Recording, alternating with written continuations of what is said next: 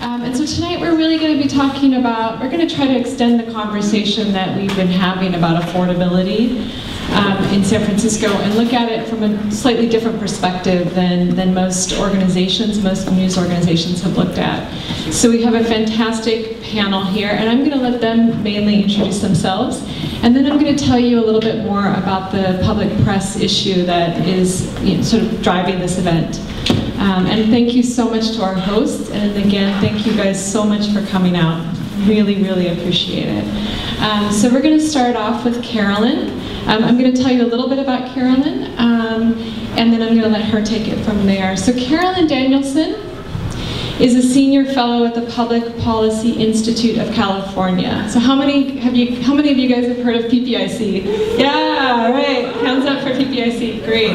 They were invaluable, Sarah Bowen and PPIC were invaluable to our reporting on this issue. Her research focuses on multiple dimensions of the social safety net, including its role in mitigating poverty, program access and enrollment, and the integration and governance of programs. The Public Policy Institute of California, founded in 1994, has a mission to inform and improve public policy in California through independent, objective, nonpartisan research. So I think what we're really talking about is some really awesome data, right? So really appreciate that.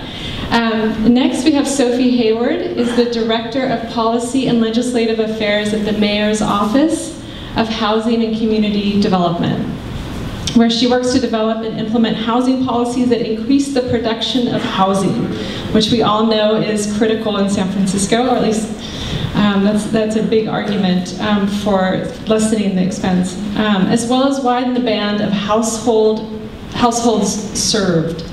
The mission of MOHCD is to provide financing for affordable housing and to strengthen the social, physical, and economic infrastructure of San Francisco's low-income neighborhoods and communities in need. And then next we have Stephanie Zamudio. Zamudio? Yeah. Great, thank you. Stephanie is a family liaison for Family Independent Initiative San Francisco. The Family Independence Initiative leverages the power of information to illuminate and accelerate the initiative that low-income families take to improve their lives. So trying to make San Francisco work for everybody, right? Using robust data and compelling stories, they are sparking a movement to transform the stereotypes, beliefs, and practices that undermine families' efforts to get ahead, and investing directly in families who take action and help others in their community. And we're really fortunate here to have Norma here.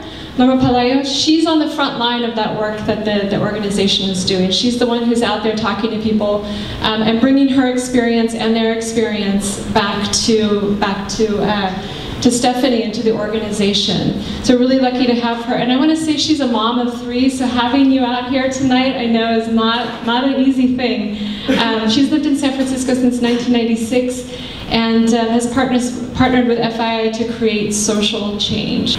The way that this came about is we were trying to look at affordability in San Francisco, and we kept hearing about the housing crisis, the affordability crisis. We kind of said, how are we going to write an issue about this that doesn't do the same thing that's been done? So what we came up with is saying, what is it like to live in San Francisco, to stay here? Because we know it's really expensive to come here, but not everybody is paying the median rent. I mean, the median rent, when we talk about that, is for people moving to San Francisco. So how do we stay here? And we really wanted to do that. We wanted to look at that around people. Just not the real estate developers per se or anything like that. We wanted to really talk to people, but the San Francisco Public Press distinguishes itself with a data and document-driven reporting focus. But that was really challenging in this case because what we found was the data and the documents and the measures that were creating the data and documents and measures, they were out of whack with San Francisco, or at least San Francisco's cost of living was out of whack with them.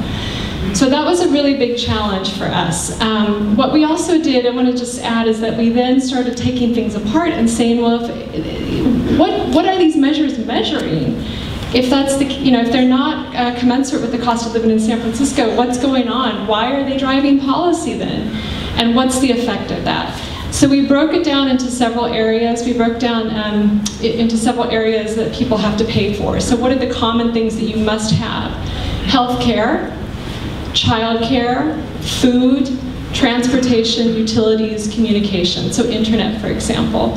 So we took each of those areas and looked at them individually. And I'm going to let you guys read the fabulous reporting that was done by the reporters at the press, and sort of see how that, what conclusions we came to. There's one thing that I wanted to add. The healthcare is pretty much the only agency or department in San Francisco that I found that was that was really looking at the measures and saying, yes, San Francisco really is different than the rest of the country. It's different than San Francisco. And they're applying those different measures to policy. It's actually driving policy, whereas in a lot of other circumstances, it's the opposite. So I'm going to just turn it over to Carolyn, and we're going to kind of talk about that. We're going to segue from that, and we're going to start talking about poverty thresholds in California and in San Francisco. So, Carolyn, I'm going to give you the mic, unless you have one. Great. Great. So, from your expertise, from your vantage point, from your organization's expertise and your expertise, tell us a little bit about the poverty thresholds. Any sort of attempt to measure what's going on, what I'm going to say sort of applies to swaths of people and not to any individual case, and that can be, I think, frustrating. But what we have done, myself and my colleague Sarah Bone at PPIC, and then with some researchers at Stanford, have tried to rethink how we measure poverty in California. And this is not just being done in California, but since we're in California and our focus is California, that's what we've been doing. But to update how we think about poverty and not just count the sort of things that were counted in the 50s when the poverty measure was developed, the one that comes out every fall that the US Census Bureau reports, that puts California at about 16% of people in poverty. Not a tiny number, but if you recalculate it according to an updated methodology that takes into account costs of housing, the ways in which people spend their money differently than they did in the 50s, and family structure differences like cohabiting partners rather than married folks. You come up with a poverty rate in California that's about 21%, so 5 percentage points higher, and California becomes the poorest state in the country by this new measure.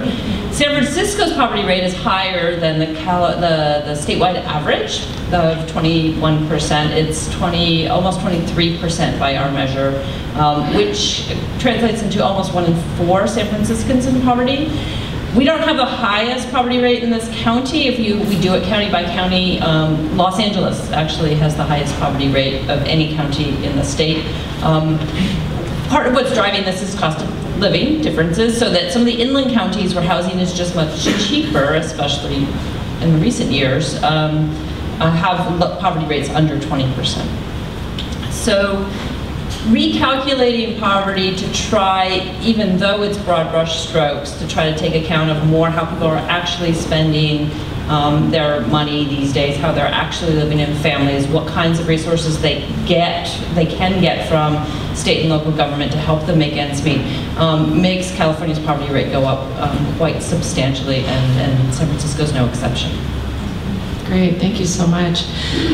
So next I'm going to ask Sophie, can you talk a little bit about the affordability strategies around housing in the context of your department and your expertise? Sure.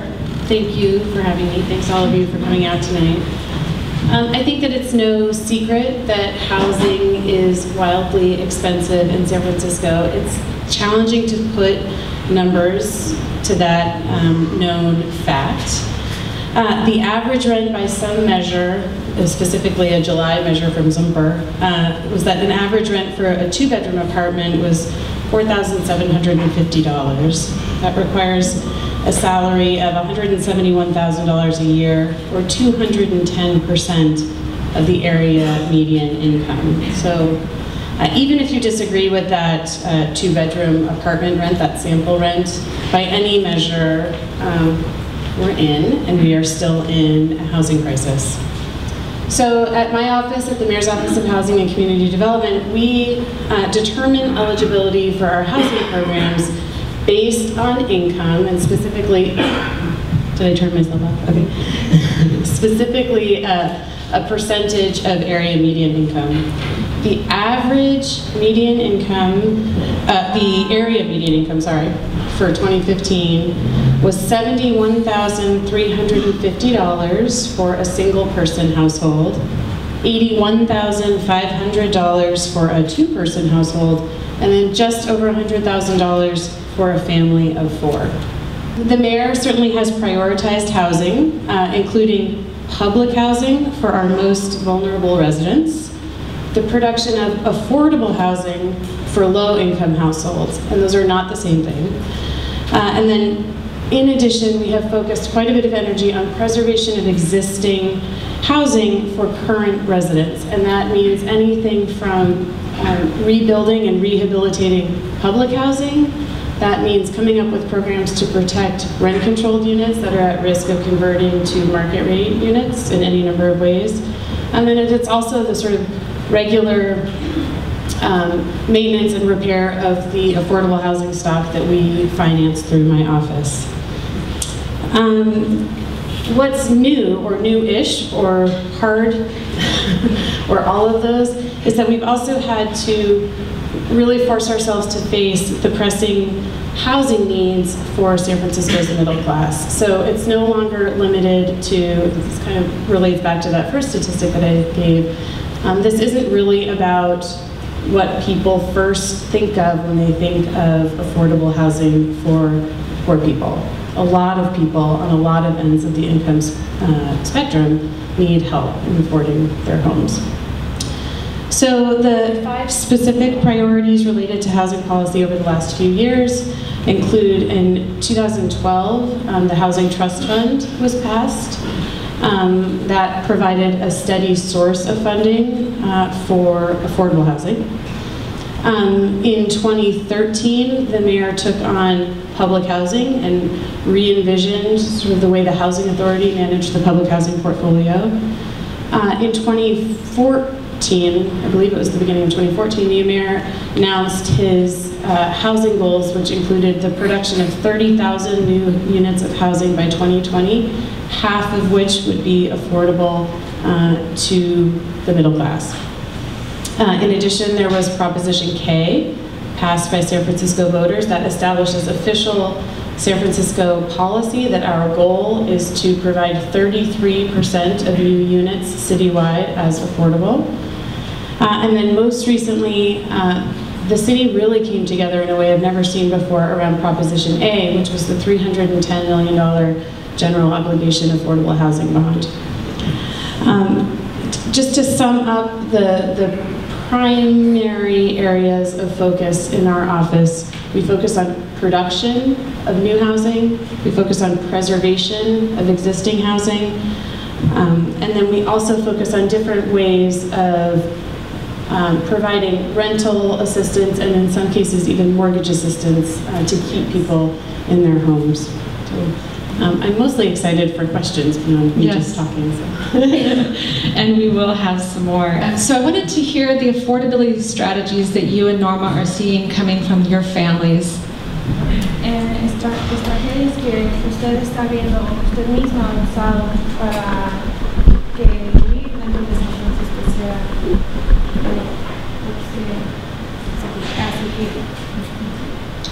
Bueno, mi experiencia propia, como ya lo dijo ella, tengo de 1996 viviendo en ese apartamento y todo estaba bien, pero hace 5 años cambiaron de landlord, entonces empezaron el hostigamiento, mucho hostigamiento, y uno con 2 trabajos, mi esposo también, tengo 3 hijos y una nieta, entonces trabajando duro aparte de la casa es imposible pagar más, entonces con lo que estamos pagando nos quedaba apenas en una clase baja.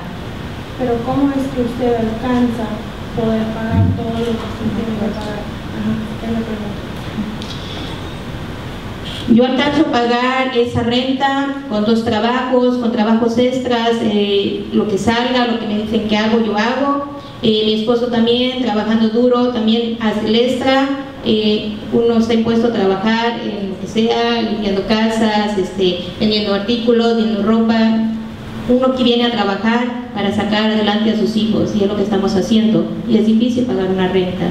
So she says that she currently works 2 jobs. Her, as well as her husband, work very hard to pay for the rent and doing everything and anything that comes, to mind, whether it's selling articles, cleaning houses, picking up odd-end jobs, and she's not one of, one family. All of the families that are within our organization all have common stories where they are not only selling Mary Kay, but are selling Avon and are catering, events for families who they take they take care of children. They're not only being the nanny, they're being the caterer. They work as promoters for other organizations where they get stipend and incentives to supplement their income. They're constantly looking for agencies and organizations that help build or create, for example, a college fund, right? Many of our families, their focus and concern are their children and education outside of high school, right? So if they're saying we can barely make it now, what are we gonna do from here to then, right? And so we learn about that because they're saying, I found XYZ program that if I open an account with $50, they will match my $50.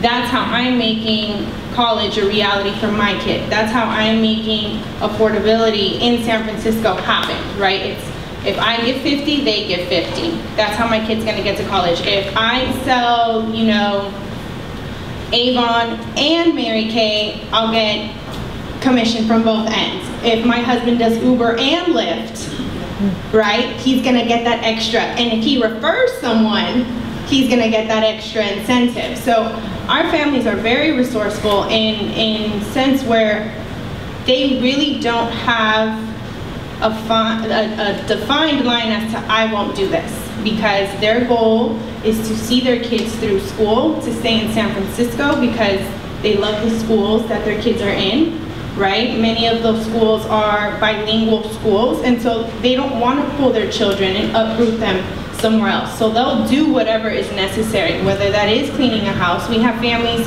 whose husbands work in restaurants during the day, and then at night there's a position that opened up to clean up that restaurant. And so what they do is they refer their own family members and their own friends and say, yo, this opened up, are you willing to do it?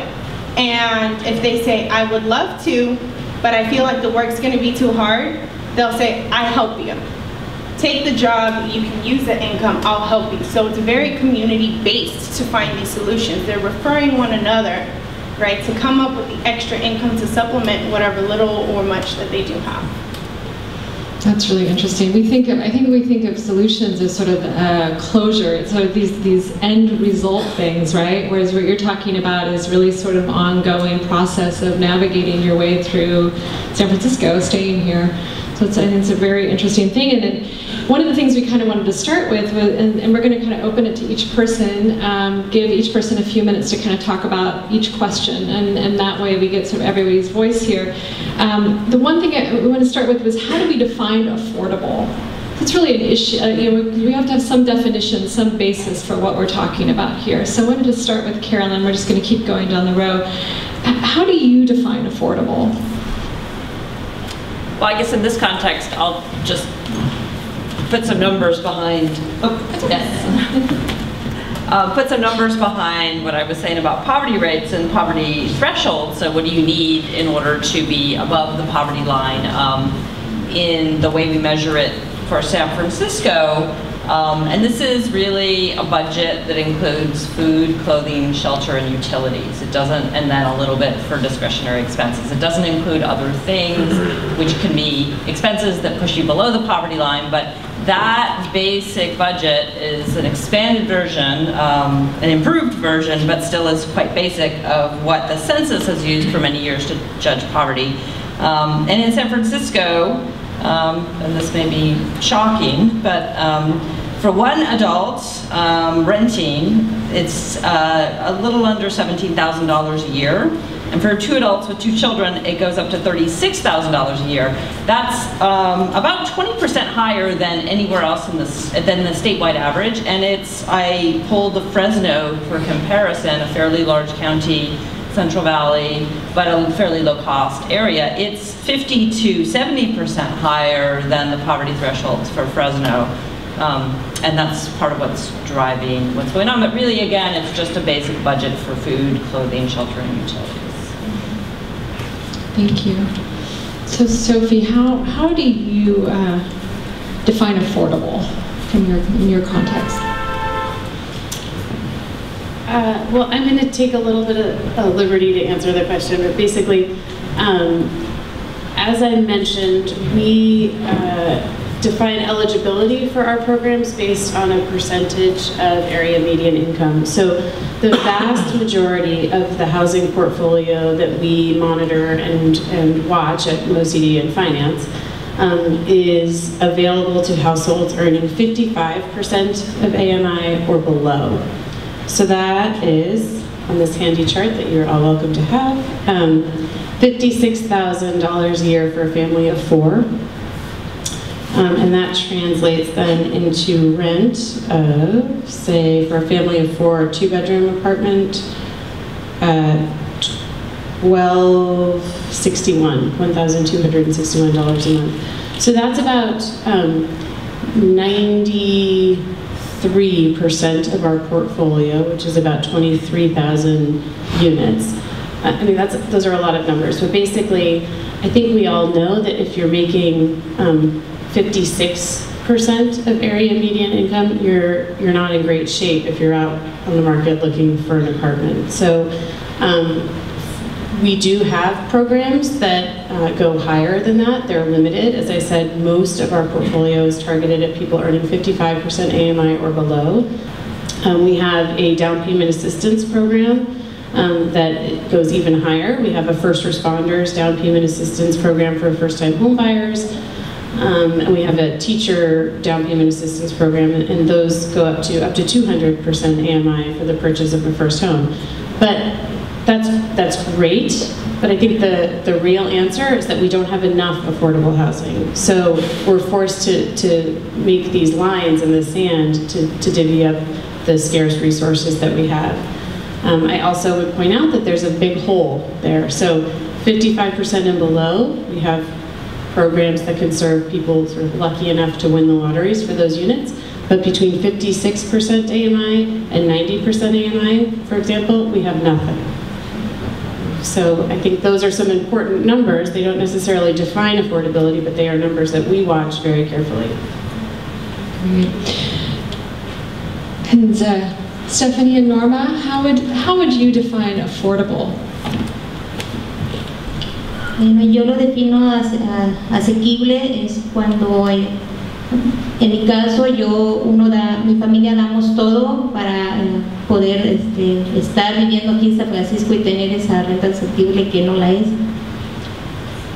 So she says that she and her family give everything to be here, so it's definitely not affordable. But for many families within FII, I have mentioned affordable for them would be being able to save 10% of their income, would not be spending more than 30% of their income on rent, ideally spending less, being able to rent in a place where their children have their own space and they're not, a family of 6 is not sharing a 2-bedroom, right, that they're scared to leave, even if it were a BMR housing or apartment, right, because what happens if and when their situation, their economic and financial situation gets better, right? They're going to leave a rent-controlled area where they're squished for an area that offers them more space, but what happens when they get that promotion, right? Affordable for them is having adequate space for a decent price where their kids' needs are not being sacrificed, where the time that they need to give their kids is not being sacrificed, and where they're able to save for not only their kids' future, but for an emergency that were to that they could possibly run into in the future or the near future. So I'm going to segue on that and sort of bounce off of that and ask you, Sophie and Carolyn, starting with Carolyn. So how would you, if you could, how could we adjust the cost of living measures to really reflect what it takes to stay in San Francisco? So that's an interesting question. I think what the poverty thresholds are based on is actually people's reports and surveys that include Californians and the housing costs of Californians.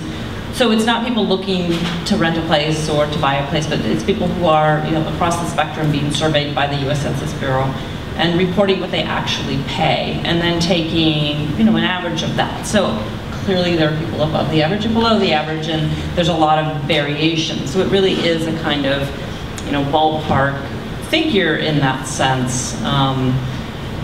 But nonetheless, it is based on people's own reports of what they are actually paying by area. So, I think with the upsides and the downsides, there's always going to be some glossing over people's individual situations. Yeah, and in order to generalize like that. And it's my understanding too that some of these measures are actually sort of capturing a large, like it's not just San Francisco, but you might talk about other counties, and there's like a lot of things being lumped into. There's a lot of different people from different areas being measured, reporting back, and so then we sort of say, then you crunch that all down, and then you say, okay, this is the measure we're going to use. So I'm wondering if we sort of pick that apart, would that be more responsive to what San Francisco's looking at? I think part of what makes the news is sort of the leading edge of where the housing market is and where costs are, sort of the leading edge of what's happening as people move in, and that's what we're reflecting as sort of an average across everyone who's lived here all their lives, to the people who moved here 10 years ago, to the people who are newcomers. And so from that point of view, it's a deliberate generalization, and it does have that drawback, but it is specific to San Francisco, at least in part. And could we do more to make it more specific to San Francisco? Yes, but I think then we would sacrifice some of the ability to compare sort of apples to apples across other places. And already we can see that San Francisco and some of the other high-cost coastal counties in California are already substantially higher than even other parts of the state, and certainly other parts of the country. So Sophie, how about you? What would be your dream way of sort of measuring these, maybe changing the scales? How can we change those scales so that there was more for the people who are between 55 and 90%? The only way to change the scales is to grow the pie. So it's not an easy answer, but every choice you make in terms of defining a line for whom this housing is available is unfair and painful, and leaves people out. So we need to build more affordable housing. And once we build more affordable housing, then the conversation becomes more about making sure that everyone's needs are met. That said, I agree with a point that Carolyn made, which is that we still need the metric, even if it's, or paraphrasing you, it's we need the metric because we need to know what we need to do. But we also, at the Mayor's Office of Housing, we need to leverage every possible dollar that we can. And a lot of the programs that we use to finance affordable housing are state and federal resources. And so for that reason, and those funds have every possible string attached to them that you can imagine. And so for that reason, we need to be able to account for every dollar and where it's going. And so those metrics are important in terms of defining need, but it's also important as a way to get money to grow the pie. And Stephanie and Norma, do you want to chime in about that? How could we take what Norma's talking about, that coping, and turn that into actually a measure of some sort or a scale? Yo tomaría en cuenta la comunidad, nos organizaríamos y le pediríamos al Estado que no nos dé $500,000 o millones que nos van a dar para construir algo, le pediríamos más para hacer más casas accesibles para todo San Francisco. So she's saying that there should be community outreach and organization and not just pedir los... Hey, go ahead. El Estado nos está dando como $500,000 millones, creo, de dólares para que la comunidad haga algo para uno que es en la Plaza 16, pero nos estamos poniendo de acuerdo qué hacer, si hacemos algo a largo plazo, algo a corto plazo, o se compran los hoteles y se hace para que esa gente que pueda tener renta asequible. Pero usted está diciendo que no quiere que le den los fondos o que sí quiere. Que me den eso, que me den más y todo lo que se pueda, porque $500,000 no es nada, porque el Super Bowl está aquí y San Francisco no recibe nada por todo eso que va a haber aquí.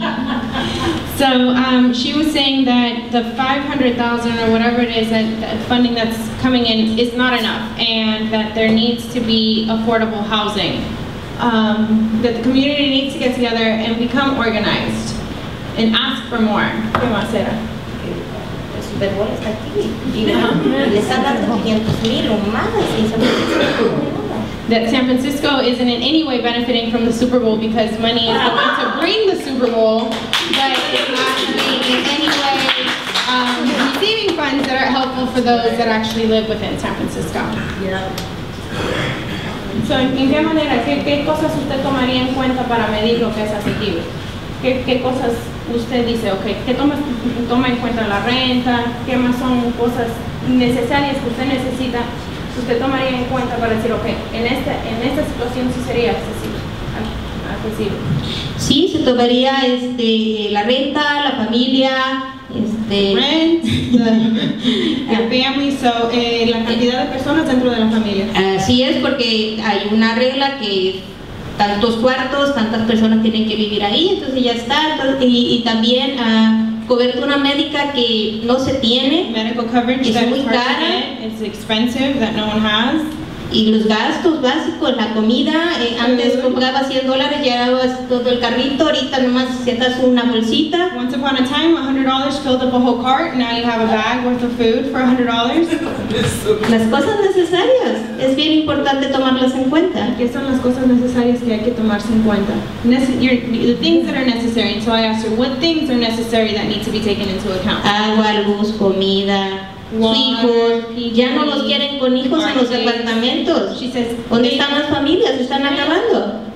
Values on value family. She says apartments don't want families anymore. They don't want children inside of these dwellings. Tengo mi hija, tiene su nena, su esposo, y no pueden encontrar algo aquí. Se tienen que mover lejos, hay que pagar el pase del puente, gasolina. She says that she has a daughter who has a daughter, so she's a grandmother of one, newly grandmother of one, and she said that she can't find housing in San Francisco because they won't take her with the baby. That's right. In your experience, some strategies that have allowed people to influence policy and to change something. So can we start with you, Karen, and some example?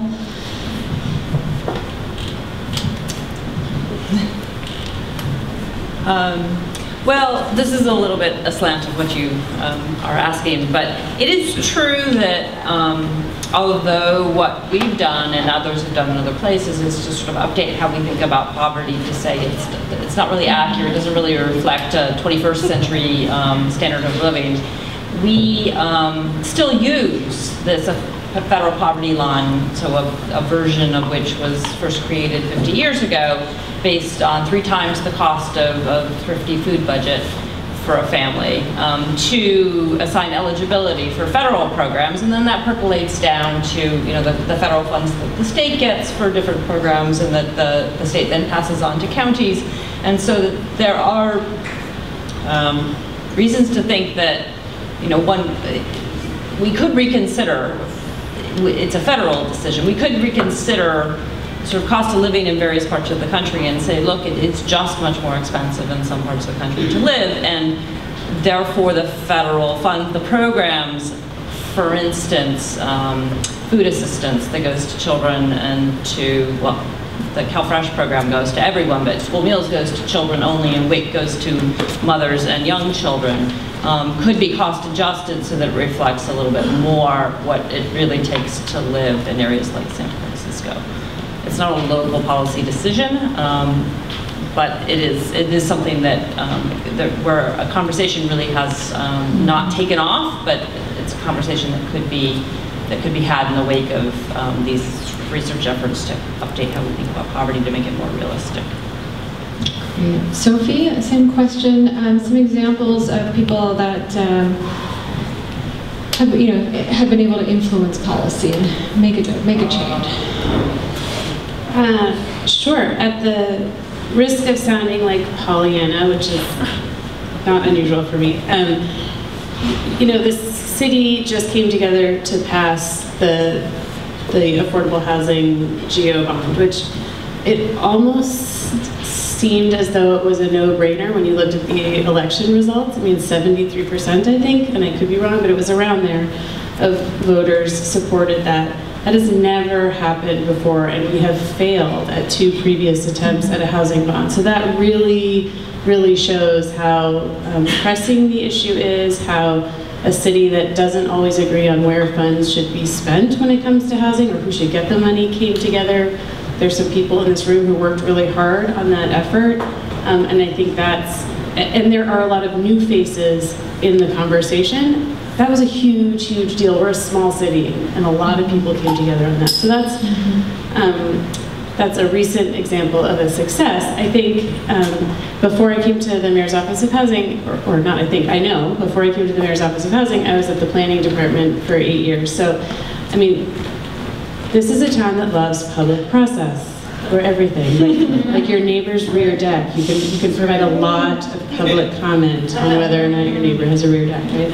But, so you can let that get you down, or you could get really jaded, or you could think about all of the opportunities that are out there to come out and advocate to put pressure on developers to increase affordability on one hand, to come out in support of a developer's project that has a significant amount of BMR units, to come out for more housing in general.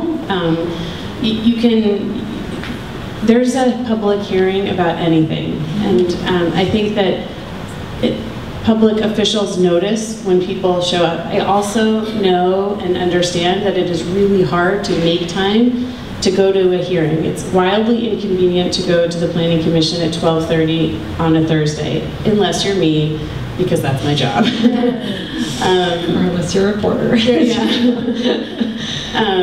So in that sense, there are any number of barriers, but there are also an enormous number of organizations in the city who send advocates to these hearings. So I think I just can't stress enough the role of the public in so many of these individual projects. On a policy level, this mayor, our mayor in particular, has really focused on an effort on a number of different issues to bring together groups of people to come to some level of consensus in advance of going to the ballot, for example. So certainly there are housing working groups in which you're getting together with decision makers in rooms with a lot of people with different points of view to try to drive the conversation, and that's helpful, and that applies to housing and transit and all sorts of different issues. So I think that there is never a shortage of opportunity to participate in San Francisco. I think it's a matter of defining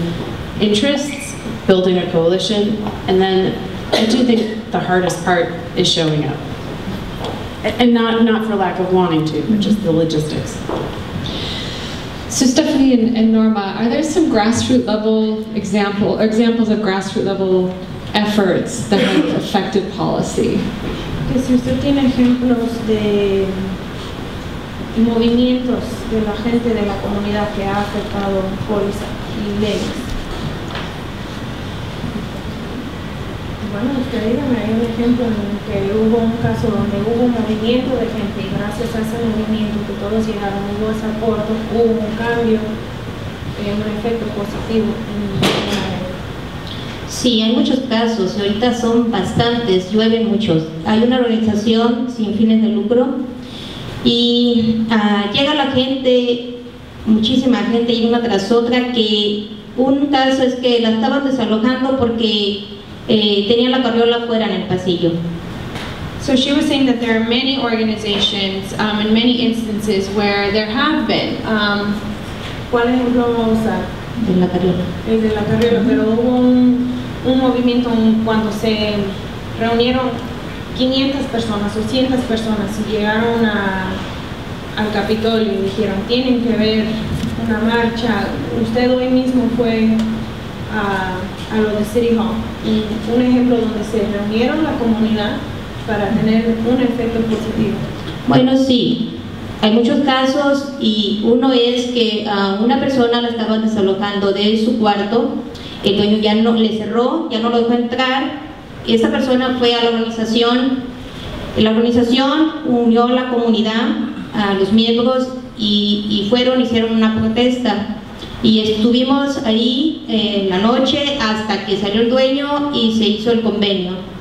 Entonces, nosotros como organizaciones, o esa organización sin fines de lucro, es lo que hace cuando el dueño no quiere ceder, nos unimos y estamos ahí en la lucha hasta que se cumple la ley. So she says she volunteers at a nonprofit organization here in San Francisco that helps families, San Francisco residents, with rental rights.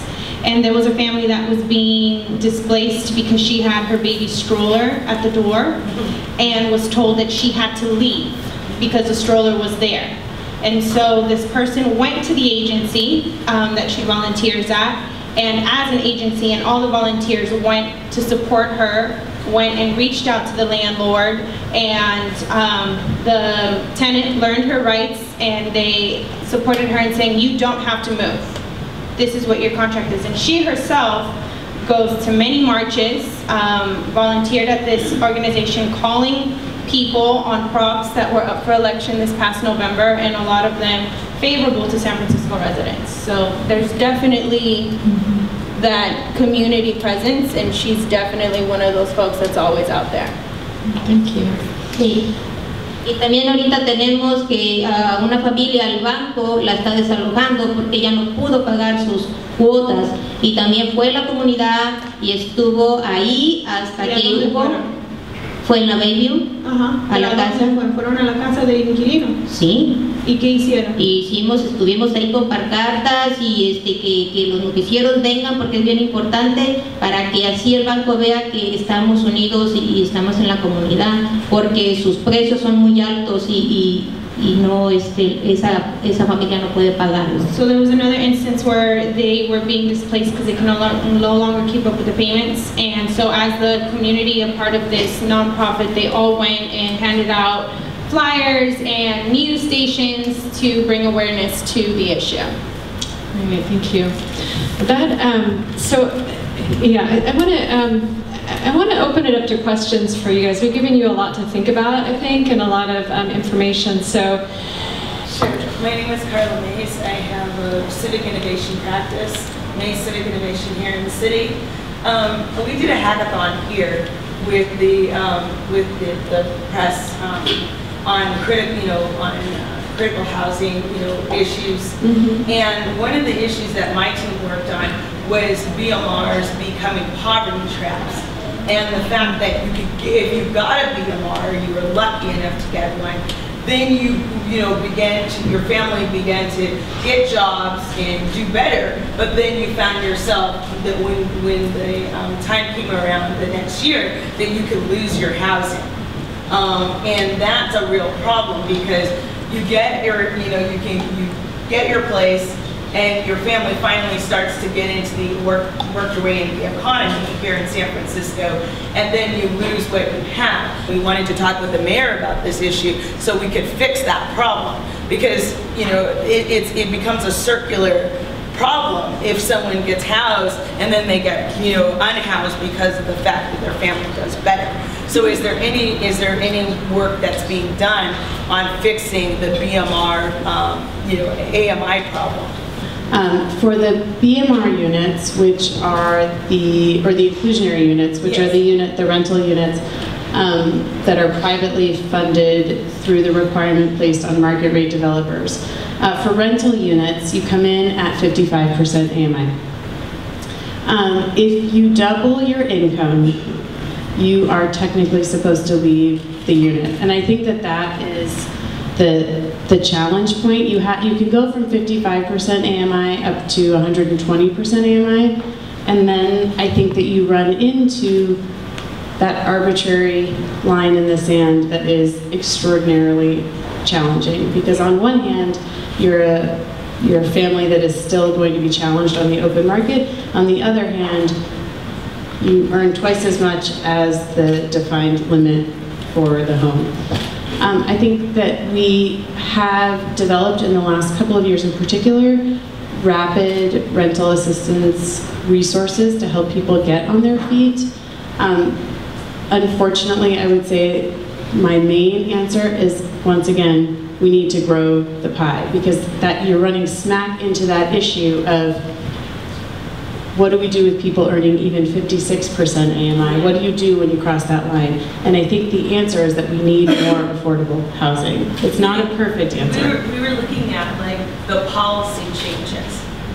Because it's really, we've got HUD here in San Francisco. We were lucky enough to have West Coast HUD. And we were, you know, isn't there some policy change? Because the fact is, if you have families that keep cycling through, like literally you get them housed, and then they hit that 57%, and then they're getting unhoused again. I think that there's a twofold policy answer to that. I think that for many of our programs, most of our programs now that involve rehabilitation, for example, when you your rent is tied to that 30% once the unit is rehabilitated. So yes, there's that. On the other end of the spectrum, related to sort of growing the pie or expanding the range of incomes that we serve, we have introduced legislation related to the inclusionary program that does something that creates the dial, and that means that a private developer would be able to, if this were to pass, provide higher income units pegged at that, what I call the donut hole, sort of between 55% and 90% AMI, provide higher income units, but more of them, so that their burden is the same, but they're reaching those higher incomes that are still in need. So those are two different approaches. So it sounds like that's a goal. So it's not obligatory for them. So maybe the policy is make it obligatory. Sorry. So next question. Well, let me repeat the question and the name. So Rob from San Francisco Housing Action Coalition, and the question is, how can you get involved to influence or to make housing more affordable in San Francisco? So some real practical suggestions. Okay, I'll be brief. Show up, and I think. Is that on? Yeah. So I was very excited that the bond passed this November. I suspect that in June or November there will be more reasons related to housing to go and vote. And you should do that. And I think as well there are legislative items that are out there and that are pending and that are taking public comment all the time. So the mayor and Supervisor Tang introduced legislation that would amend the inclusionary housing program to create the dial that I just mentioned, to provide an option for developers to provide more affordable housing units but at higher income levels to try to reach middle income earners. There is the Affordable Housing Density Bonus Program that is out there and will be at the Planning Commission this Thursday at 12:30, and that's a program that would, in addition to the inclusionary requirement, offer a density bonus to developers in exchange for providing middle income units. So there are sort of three concrete ways that you could weigh in the short term. I would say watch the June and November ballots, watch the inclusionary housing program, and think about these density bonus programs that are out there, but maybe others have. Do you guys have any thoughts about this? As she had said, it's very important to vote. Y ver lo que es lo que dice la proposición o lo que se esté votando. And be very well aware of what the proposition is stating. En lo que nos va a beneficiar en How el it's going to futuro. benefit us, not only now, but also in the Y future. estar juntos en la comunidad, en organizaciones que están luchando por esas viviendas asequibles. Be together as a community and fight for those affordable housing units. Yes, thank you. Did you still have a question? Yeah. So let me sorry. just restate that. Davey from the Asia Foundation. Asian Foundation, great. And what is your question?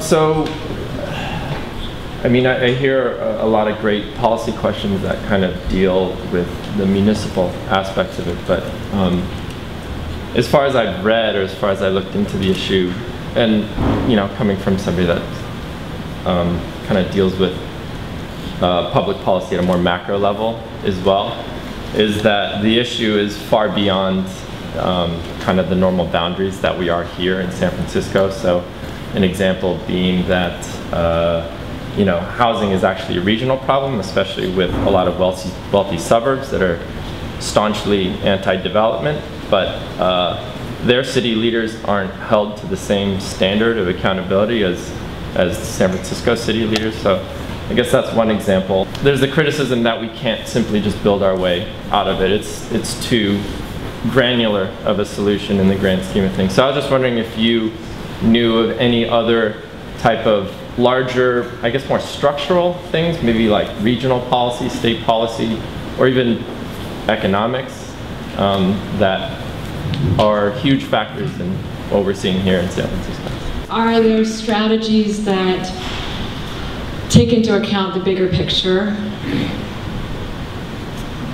Sure, and I think I would answer that in two ways, and perhaps you have more to add to this, but yes, this is a regional problem, but I think that San Francisco's stepping up to the plate because we're filling a lot of holes. I mean, our federal funding has just tanked. It's extraordinary, and we're trying to play catch up, and we're playing catch up with local dollars.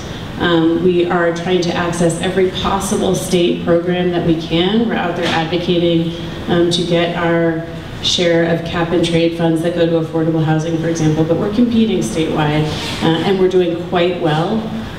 But we are putting a ton of local dollars in, and I think if you look at our city compared to others, it's quite impressive, the local general fund commitment that is going toward housing. And one area that I would highlight in that regard is public housing, where there aren't a ton of advocates coming out often for public housing, or it's a little bit of a mysterious box because it's generally a federal program, and over the years the federal funding has declined rapidly. So there are capital needs, there are rehabilitation needs, there are all of them. So we're stepping up in a few different ways there locally. So yes, it's a regional issue, it's a federal issue, it's a state issue. We're working with our colleagues in other cities, and we're committing a lot of local dollars to the program. David Green, I'm a development economist. I teach at Holt International Business School up the street. I've really enjoyed this discussion.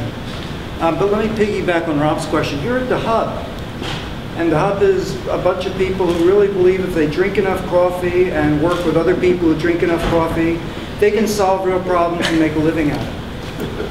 What do you need from the people here at Hub?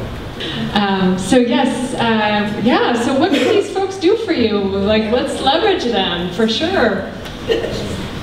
Okay. I can tell you how we've used some of this work. We are preparing to roll out an online affordable housing listing service or listing hub. Right now, it's not intuitive to find affordable housing, even if you qualify. One might even say that it's challenging. So each individual building has its own lottery. You apply individually to each project as it comes online. It's not super streamlined, and it's not very online. So that's one way that developers are helping us, sort of the internet developers are helping us make things easier. And that's in the short term. I'll just add to that and say, you're probably aware, but San Francisco has an open data portal that has quite a lot of information, not only about housing, but other things, because despite the fact housing is a big issue here, it is part of families' budgets, and so filling in holes other places, like say child care or health care costs or whatnot, can help them then afford, have more left over to afford housing. But the open data portal, I think, is a treasure trove that developers can use to sort of help people to put the pieces together when we have a system that is really fragmented, both because some programs are federal, others are state, others are local, and because across the different programs there are some different eligibility rules and different understanding of what it means to get assistance. And so bringing the pieces together using technology, I think, has a lot of promise, and places like Code for America and others have started to do that, and to help people bring the pieces together. And I think there's more work to be done. Can I just say that if you, and I want to hear from Stephanie and Norma, but I want to add to that, if you are familiar with the database and you look at it, how about making sure it's clean and accurate and comprehensive? So that would be one of my on the wish list. So when I would say let people know that you like it, because I think this is a new thing, and if it's not used and people don't realize that it's valuable, if there's no obvious value to it, then it may go away. I mean, the way I understood the question is, what can we do at the front line to support what needs to take, what it is that we're asking for, right, which is more affordable housing. So they have wonderful perspectives from there, right, but the way I understood it is, tell us what we need to do. Tell us what we can do. Tell us what we can do, that's right, there's a huge difference. So, si nosotros tenemos un comentario sobre la pregunta, yo dije, la manera en que yo interpreté la pregunta del señor fue él diciendo, ¿qué es lo que nosotros podemos hacer para apoyar este caso? Si usted tiene una opinión sobre lo que podemos hacer uno como comunitario para apoyar el objetivo de obtener y tener más viviendas que son de bajos ingresos. Sí. Tenemos una reunión el miércoles 30 en la Mission Campus, en la 24 en la Bartlett, y ahí asistir reuniones. Ahí tenemos que asistir la comunidad y ahí se va a plantear esas unidades, cómo las queremos y a qué plazo las queremos. So what she said was to attend reuniones, meetings, reunions. I'm sorry, I do so much Spanish that when I have to do English, I get stuck myself and I get confused. That we should attend meetings and make sure that our say is heard, so that we have a say on how things are built and put out and pretty much constructed from the ground up. Yes. Go ahead, Victor? Yeah, my name is Victor, and I manage a co-living community in Mission. It's an innovative new way of sharing space. It's very community-centric. And this is much more focused towards Stephanie and Norma about their opinion about how this model might work to change the hands of ownership. Because it seems like a lot of the problems we're talking about stem back to market economics in terms of landlords renting to other people. But would the community be amenable to doing some sort of cooperative ownership model to retain ownership within the community, so that aggressive real estate developers can't come in and mandate these high prices that we can't necessarily afford? So the question from Victor, who organizes and manages? Yeah, manage a co-living. Manage a co-living. Is it purchased, owned, or is this rental? We sublet. So okay. Yeah. So it's a community, a housing community, and you want to know from Stephanie and Norma whether they support that model, if that's helpful to them? Right, some sort of cooperative ownership model. Cooperative ownership model, thank you. Oh, she explains that. Meta has been really doing a lot of work around that. Pulling people together and buying property that comes on the market. What is community interest. The mission economic development. assistant. Yeah, I'm sorry. It's it's actually in the story, like in the stories that we have in the edition, but I can explain it to you afterwards. Sí, la comunidad sí quiere eso y tiene sus sueños. She said yes, and the community does want that. Y así se dejaría uno de estar batallando con esos precios altos. And that way they wouldn't have to battle as much with the high prices. Y se establecería tanto las familias como la ciudad. And that not only families, but the city would also become more stable due to following a model similar to that one. Y no perderíamos culturas y todo esto que está cambiando en San Francisco. And there wouldn't be as much of a loss of culture and all the changes that are taking place within San Francisco. Okay, let's move on to, let's move to the back. We're going to start right here. And my question is more around not housing, but childcare. I know that childcare is an insane expense. In fact, I know a lot of people push their kids into kindergarten when they're 4 years old, so they don't have to pay for childcare. And I'm just wondering if you all have any experience or knowledge about child care subsidies or programs, because now that we have this universal preschool, how are people paying for it? So how are people coping with the high cost of child care? So I'm going to chime in real quick as she thinks about that. From my work with families, a lot of our families that work with us and partner with us find solutions within their own community. So what they're doing is they're turning to their family members and other parents of the classmates of their other kids, and they take turns taking care of each other's kids because the wait list is either 5,000 years long, right, to get into a Head Start program. And so what they do is they're like, I'll watch your kid on this day, this day, this day, pick up mine. It becomes it takes a village to raise a child. They very much have adopted that way of providing care for their kids. Afortunadamente tenemos privilegios de que nos ayudan en cuidado de niños, childcare, y en programas de nuestros hijos. ¿Cuáles programas se está utilizando para poder pagar o tener cuidado de niños? Yo tuve cuidado de niño en el programa, es un daycare, pero tenía que calificar con mis bajos ingresos. Si te pasas, ya no. Entonces, fui afortunada, pero es triste, porque por un centavo, por algo, ya no calificas.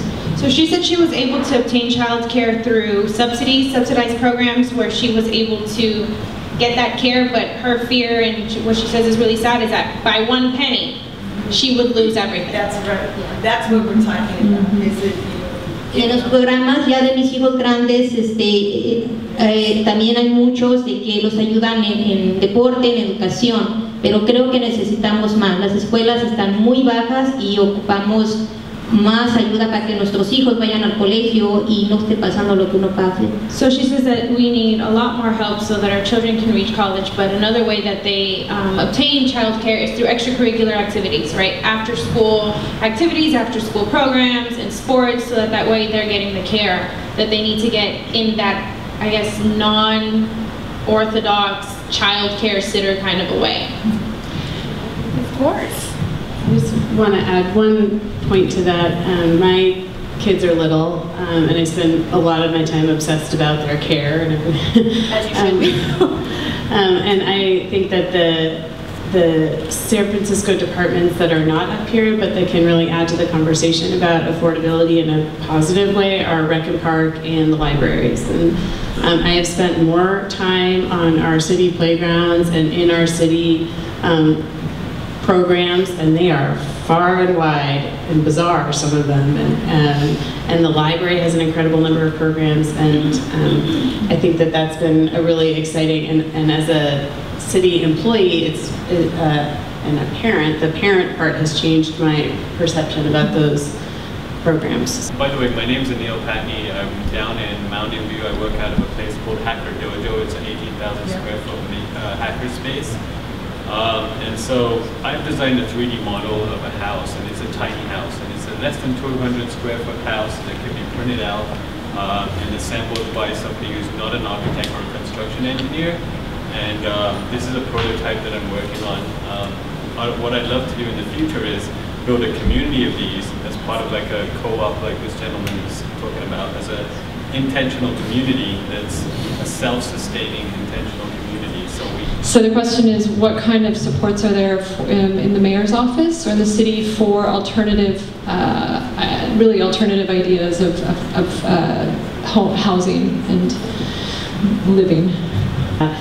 All of those types of ideas are coming fast and furiously, and I would say people are more receptive than they have been before. So my suggestion is keep the ideas coming and keep presenting them to people. They're getting through.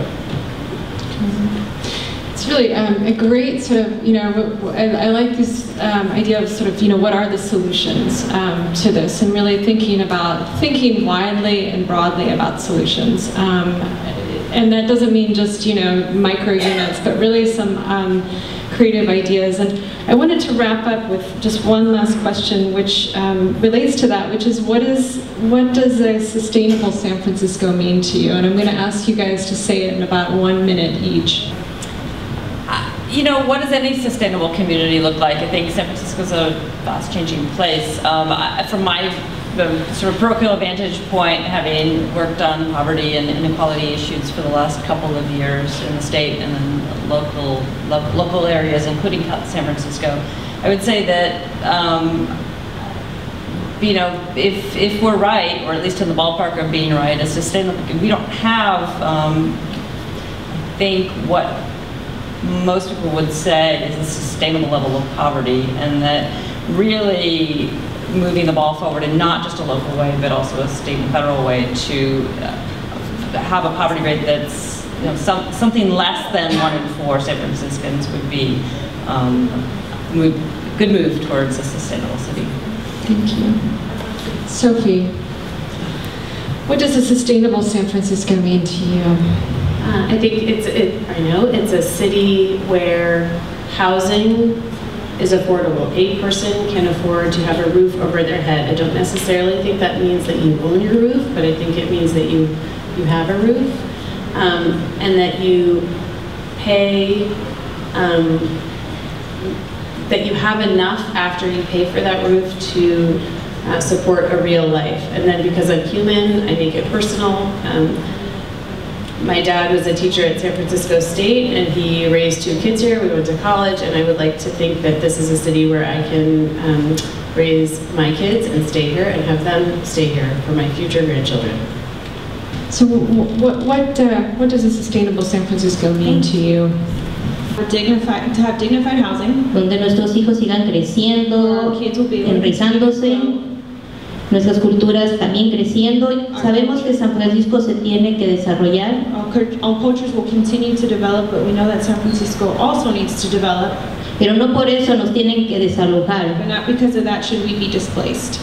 Tenemos que luchar por nuestros derechos. We need to fight for our rights.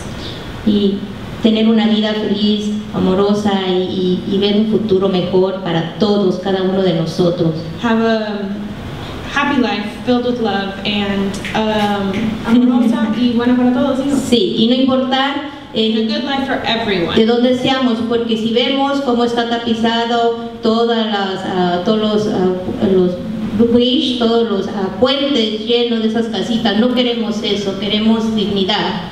Dignity, where there aren't tents and little shanties under freeways. Thank you. Yes.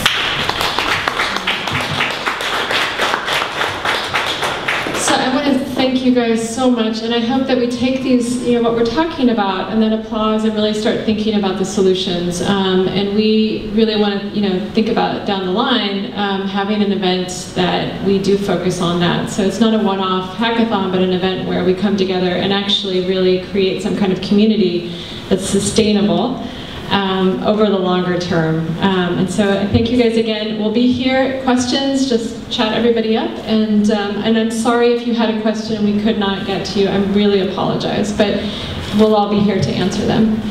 Cheers.